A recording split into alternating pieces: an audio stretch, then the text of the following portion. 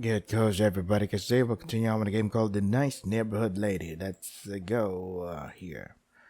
Can I really stay here? I shouldn't, but her offer sounds too good to be true.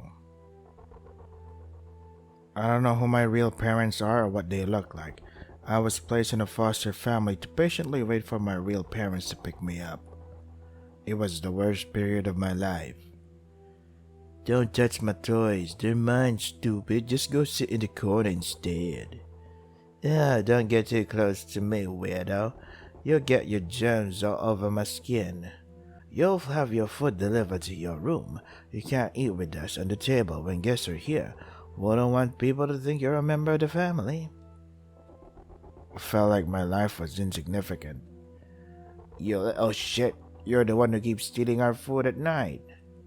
I'm sorry, I was just so hungry and You think sorry's gonna cut it? We already gave you food and you'll say it's not enough? You fucking brat. I was beaten senselessly for just existing. Please, stop.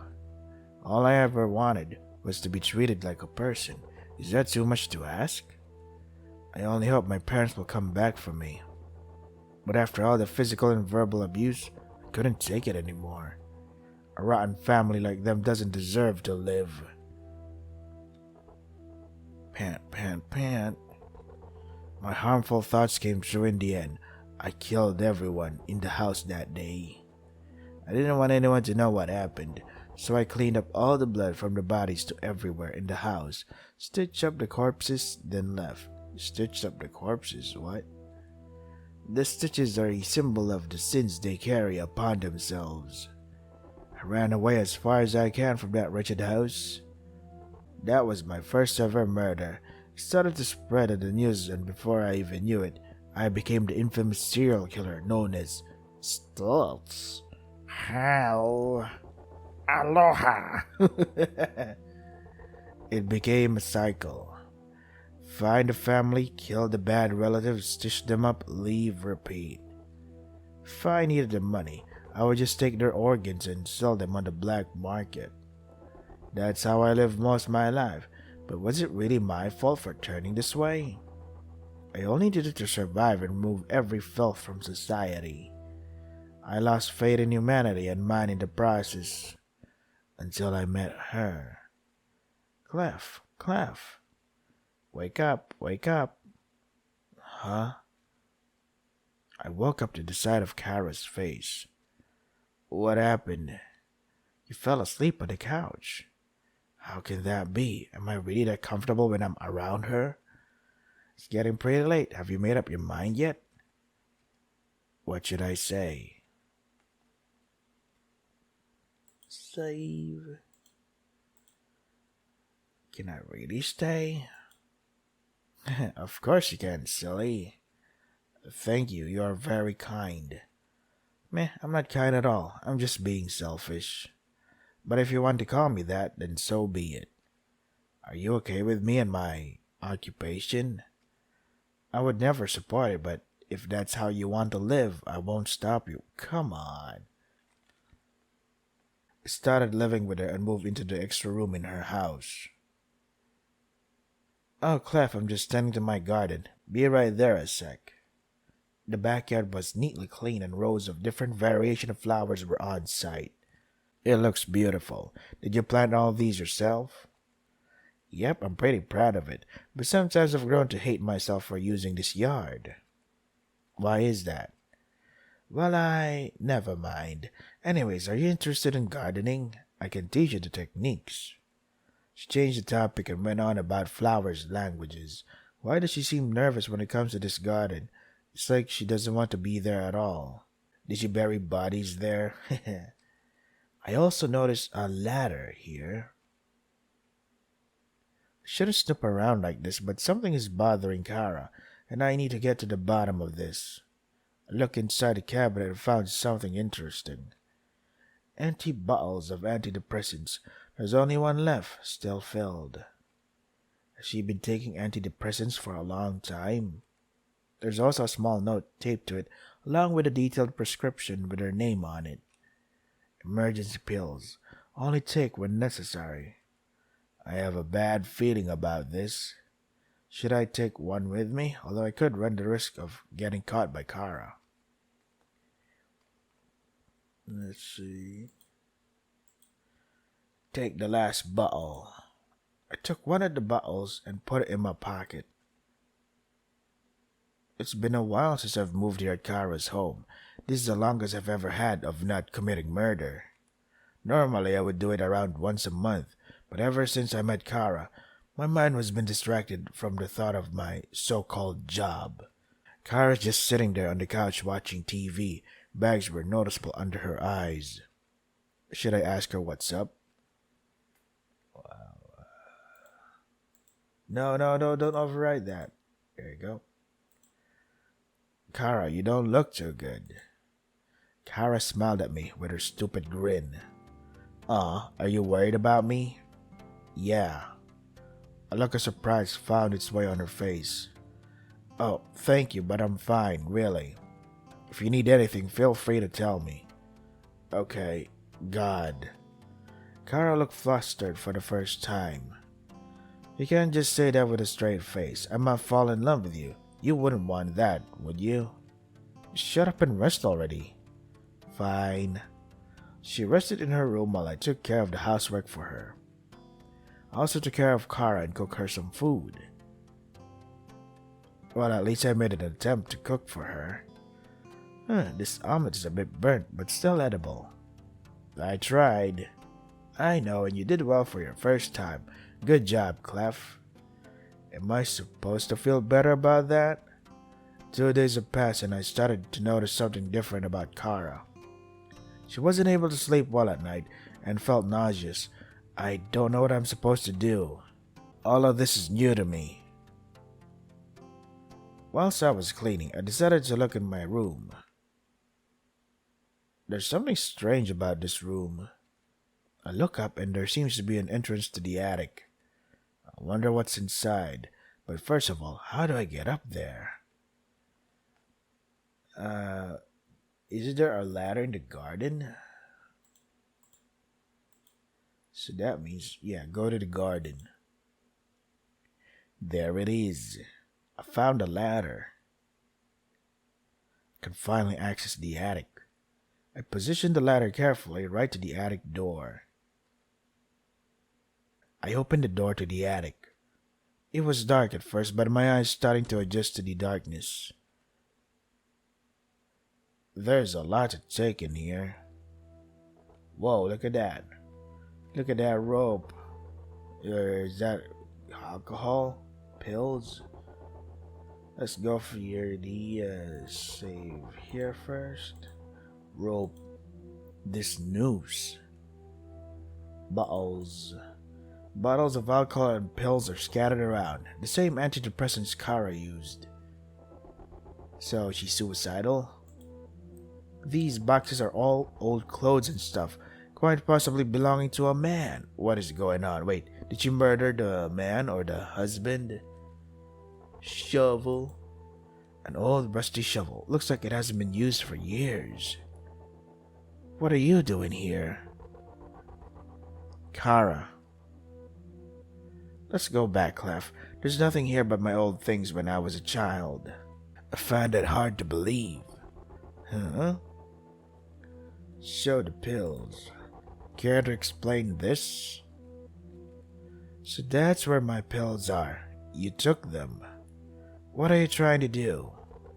Kara, is there something you're hiding from me? Kara took a deep breath. Well, you caught me. What do you want to hear first? Everything. Gotcha. It all started when my husband once lived here with me. We were a happy married couple. I loved him. I tried my best to become the perfect wife for him and help him.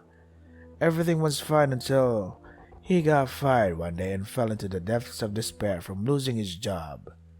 This resulted in his alcohol addiction. It also posed a problem for me as he can get a little physical with me. I lived here in fear of the man whom I call my husband. The loving man I knew is no more, yet I knew deep within my heart that I still love him. One night he went unconscious from all the alcohol in his system. I don't remember what happened afterwards, but I woke up on the garden that day. Everything was blurry. I couldn't hear anything well. Not just even. I was confused. In my hand was a shovel for digging, dirt hanging onto it like it's just been used recently. My hands dirty, clothes dirty. My everything was dirty. I looked around and saw a big hole in the garden, covered up from last night. I've come to a realization that maybe my husband is under there, suffocated from the pile of dirt in his orifices. Clef, I murdered my own husband. Can you really see me in a good light after listening to that? Don't you think I deserve to be in jail by now? Kara, you're lying. Kara still has that gentle smile, that damn smile. Could tell from her intentions immediately. You didn't kill your husband. Alright, then what do you think happened? Yeah, save here. So small. You killed him out of pure rage. He wasn't unconscious, he committed suicide. You attempted to end your life and he tried to stop you. Let's see. I think, yeah.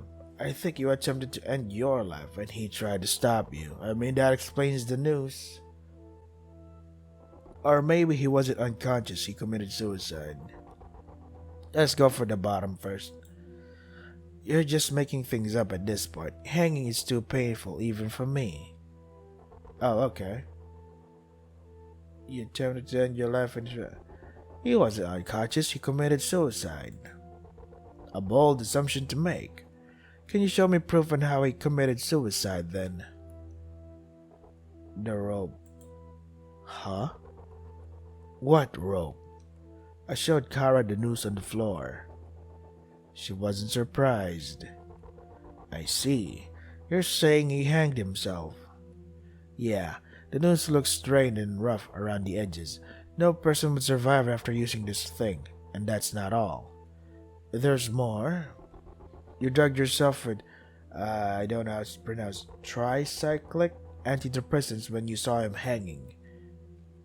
There are bottles scattered here in the attic. Normally, you would have just used it in the bathroom and put it back in the medicine cabinet along with the other empty bottles. But it's strange that there are 2 empty pill bottles thrown in the attic, almost like you were in a hurry when you took them here.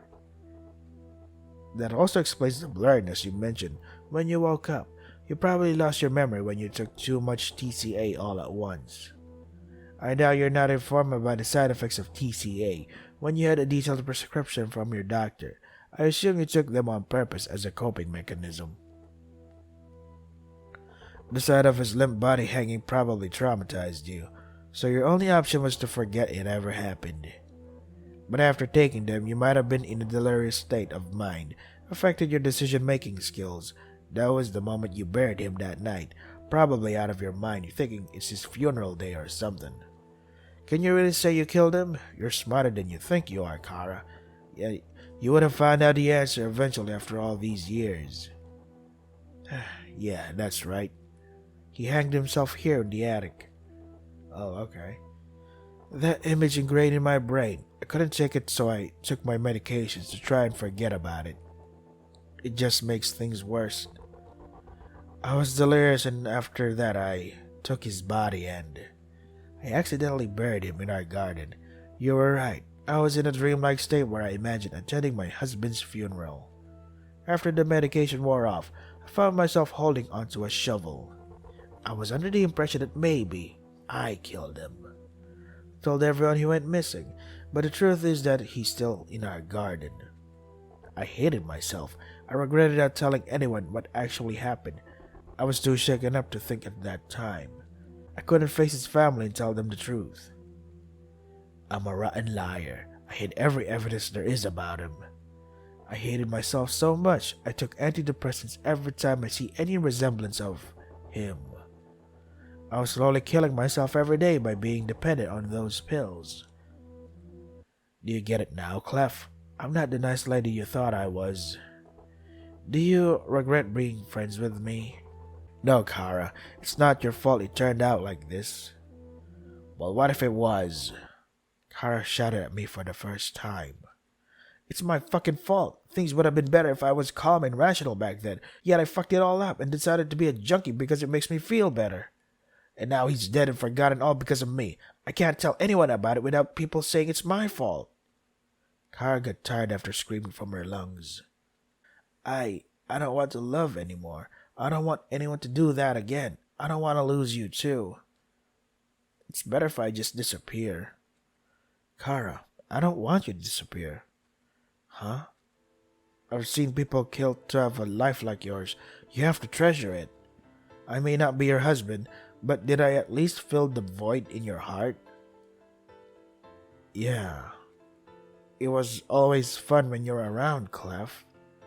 If you die, I'll be depressed and you'll just do the same thing your husband did to you. A never-ending cycle of death continues. Except for me, though, it's fine for me to kill the never-ending cycle of killing people and stuff. But it's okay because I kill bad people. It's okay to grieve for your loss, but you can't keep holding on to it forever. Where does your happiness lie? I gave Kara a hug. She was shaking when I wrapped my arms around her. It wasn't your fault. Stop blaming yourself and accept this reality. You don't need pills for happiness when you have me. We can help you stop using those pills little by little, otherwise you'd relapse. I'll always be here whenever you need company, just like when you did the same for me. I'll be with you until you get better. I'll make you forget about the pain your husband left you. Because I love you, Kara. I want to make you happy until the day you die. Hick. Hick. Kara sobbed uncontrollably in my arms. Her life is precious to me. As the Grim Reaper who takes lives, she deserves happiness worth living for. I'm sorry you have to see me like this, Clef. I don't deserve your love. I don't know if I'm capable of loving you back. It's okay if you don't love me back. I don't care if you ignore me. I just want you to live and be by my side. I know it's selfish of me, but then again, you're selfish too, Kara. You coddled me all this time and helped me because you need someone to make you feel like you have a purpose in exchange of your own expense. You were planning to die in front of me from the start like some kind of sick joke, the fallen angel who saved a sinner like me. Kara saw herself as a martyr, making excuses about wanting to die as a karmic retribution for the death of her husband, when in reality she wanted to end it all to escape the responsibilities of her own action and guilt. A deeper sadness, she planned all of this out before I came here. I was probably added to her suicide plan last minute. I too wanted someone out there in the world to try and stop me, save me, and tell me what I'm doing is wrong. But I have nobody who cared about me enough to scold me. I was just an abandoned orphan, the unwanted child. The family I ended up with treated me like trash, so I killed them. Simple as that. I know I won't be forgiven easily for the sins I committed, so Kara. I hold on to Kara's hands and look into her eyes. We are both broken human beings, one who causes death and one who yearns for it. Let's be selfish together and hold on to each other until death do us part. Clef. We don't need to say anything, we just needed each other. If she dies, I die. If I die, then she dies. If anything happens to her, I wouldn't stop myself from inflicting my rage on others. What will happen to us now? Well, that's for future us to decide. Look at what you did to me, Kara. Now I can't get my eyes off you. I took off the mask. Well, do you think I'm handsome now? My answer still won't change no matter what your face is. I will still accept you for who you are, whether you're beautiful or ugly. You best be prepared that I might get a little possessive. I don't mind. I'll just stop you when you take things too far. Good. Basking in each other's silence, this home is heaven inside of hell, or maybe even both.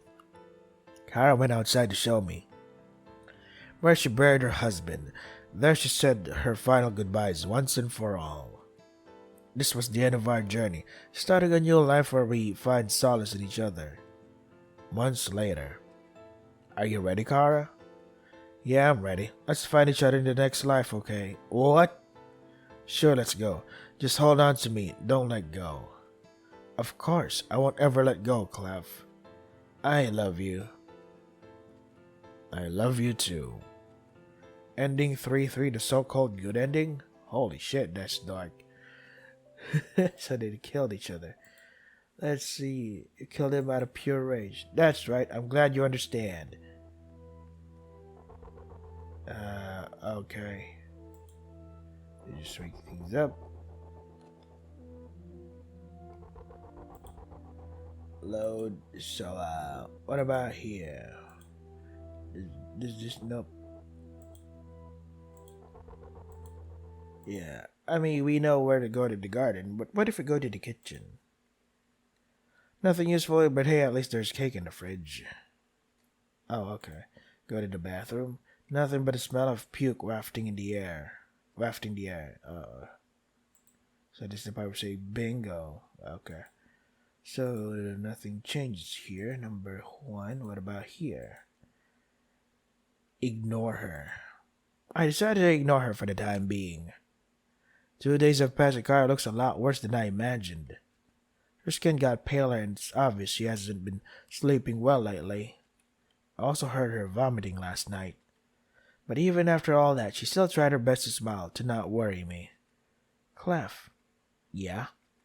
Can I make a request with you? I nodded. Can I lean over you?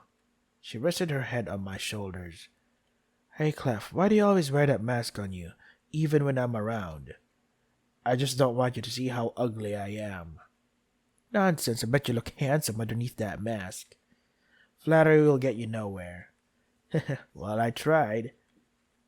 Clef, thank you for being here with me. I went out to get some groceries for Kara, but you're a serial killer, though. Aren't you a wanted guy? Kara? No response. Where are you, Kara? I checked all over the place and still no sign of Kara. Where is she? Not here. Shit, not here either. The only place I haven't checked is her bedroom. I knocked on the door. Kara, are you there? Still no response.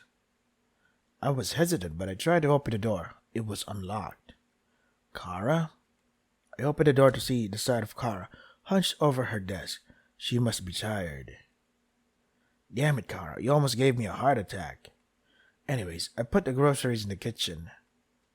She must be tired. It's a good thing she's getting enough sleep. I tried to get closer, but then stopped at my tracks. A horrible realization dawned upon me. This feeling of dread and the sound of silence was all too familiar to me. Oh shit. No sound was coming from her. No movement was coming from her. I just stood there aimlessly looking for a way to wake up from this nightmare. I checked on the table. It was the same antidepressant pills I saw before, now scattered across the desk and floor. Kara's innocent and cheerful face was now turned into a dull and emotionless body. There was also a note on the table. I picked it up and read the contents. Dear Clef, thank you for always staying by my side these past few months. It was the happiest I ever felt in my life. However, this happiness and paradise we made won't last forever. I knew that someday you'll be gone in my life and I would be all alone again. I don't want to experience that sense of loss again. Not any more than I can handle. Why didn't you kill me from the start? I wouldn't know the answer to that. I was as dumbfounded as you are. If I were in your position, I would have killed me immediately and go on about my day. But you're different. You hesitated at that moment. I heard in a documentary before that even though you took many lives, you always spare who you think are innocent. Why is that? It comes to show you still have just an ounce of compassion for humanity left inside you. Before you came, I was on the verge of ending it all, but then I met you, a complete stranger and a serial killer who gave me a sense of purpose for once. I'm sorry you have to see my pitiful state right now. Try to avoid the pills as much as I can, a crippling addict. But I couldn't do it. They are the only thing that makes me happy, even though you were there to distract me from it. I doubt you could ever forgive me, but I hope you can find your own happiness in this bleak world of ours. Human life is a fragile and a valuable thing, so don't waste it. From your neighbor, Kara. I see. So this is what you wanted to show me. You just wanted me to share your pain. Seriously, just how cruel can you be? I hold on to the note tightly. My vision was blurred. You idiot. You're my happiness. Tears fell on the paper I'm holding. Huh? Am I crying? Why am I crying for her? She's just another insignificant life. But then I realized she's different. I spent so much time with her that she and I have a special relationship. A serial killer befriended the hopelessly nice lady. Her smile, her comforting aura that made me feel safe, made me feel welcomed. She made me feel human again. Kara. I hugged her lifeless body and took in her scent. She smells like a wilted flower, the scent that would be rid of this world days later. I regret ever meeting you. I love you. It's still painful. I never got to tell her how I felt, and I never will again. This pain is too much. Why did I get fully attached to her? I lost track of time and mourned for her until her lifeless body turned into a rotten corpse. Ending 2-3. Life never goes the way we wanted. Shit, dude. Holy shit, man. Let's see. We ignored her from before, so we leave it be. Decided not to pry and left it. I decided to ignore her for the time being. 2 days has passed. Oh, shit. Same thing, eh? I don't trust you. Even after all this time, you still don't trust me. No, I have somewhere else better to do. Are you going to kill me then? Better safe than sorry. You might report on me. Kara sighed deeply, knowing it would be the last time she would be with me. That's fine. Kara's smile didn't diminish even throughout the end of her untimely demise. Thank you. I had fun being with you, Clef. Same. But I guess it was never meant to be. A serial killer shouldn't be friends with me in the first place after all. I'll make it quick. Don't worry. It's fine. At least I spent the rest of my final days not wallowing in self-pity. Holy shit, we killed her? I pulled out my knife and took her life that night. She was right. This paradise and relationship wouldn't last long. We can't keep pretending like this anymore. If only we met in a different situation, in a different life. 1/3. What if I don't stay? Lie to her? Yeah. Are you sure? Yeah. If so, then can I come over sometime? Or can you describe to me what your home looks like? It's not good to lie, Clef. How do you know? I may not see your mouth through the mask, but I can tell from your fidgeting hands. You can also can't put out extra details in your story and just answered a simple yes, which means you're lying. Fine, I don't have a place to live. Then you can leave me that. Okay, so we know this already, etc. Oh, okay, so that's it. Can I really stay, etc.? Leave it be. And dead. So, sheesh. Let's see. Oh yeah, we did this already. Can I really stay? And then take the last bottle. If we ignore her, she's gonna die. Kara, you don't look so good. Go to the garden. Do this, do that. Click here, click that. Show the pills, etc. Committed suicide. The pill bottles. Drug overdose. Sorry to break the news, but those antidepressants were actually for me. The bottles. So you're saying he had alcohol poisoning? It's possible, but there's still a chance for him to still be alive with me, finishing him off by burying him.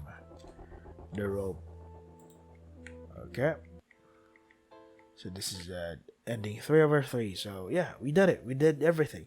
So this was the nice neighborhood lady. Holy shit, man. Down went dark.